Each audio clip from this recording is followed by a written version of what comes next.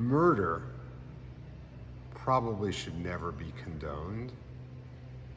Why do I say probably? Should, instead of unequivocally, murder should never be condoned?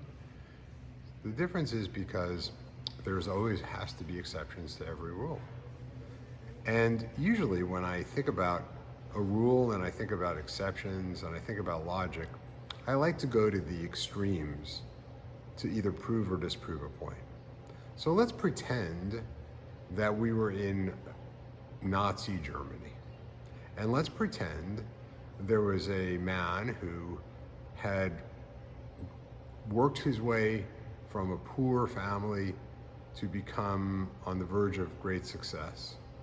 He came from a family, nice, hardworking, blue-collar family. He had a wife and some pretty kids. And he was offered the commandant of Auschwitz job. And he accepted it. And he didn't try to reform Auschwitz. He didn't try to save innocent victims of Auschwitz. He actually did his job and ran a death camp. Well, I would want to murder that guy. And I would, if I could. I would murder that guy. And people might say, murder's never the answer. And people might say, boy, he left behind a nice wife and some pretty young children. I would still feel that murdering that guy was the right choice, and I would do it. So, can we say absolutely that murder is never the right answer? I think that that illustration proves that we can't.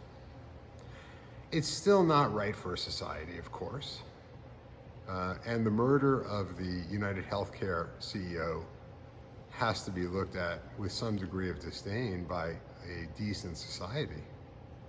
However, we do have to acknowledge that in a society where people are not feeling protected, not feeling cared for by their government, they're gonna take matters into their own hands.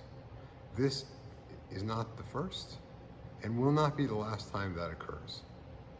I hope that our government can reform. I hope that law enforcement and the justice system and the regulatory bodies can do their job and protect us, the citizens of this country, the citizens of states, the citizens of cities, from predatorial behavior. And I hope we can trust those authorities to do their job. But if they don't do their job and we don't feel protected, well, we already know that our nation is the most highly armed nation in the world. And we will protect ourselves. There's no question about it. That's not a good thing. So let's hope that we elect leaders who take care of us, that we elect leaders who instill the right people with the right ethical foundation and commitment to justice in the jobs that are required to protect the United States and its citizens from all predatorial behavior.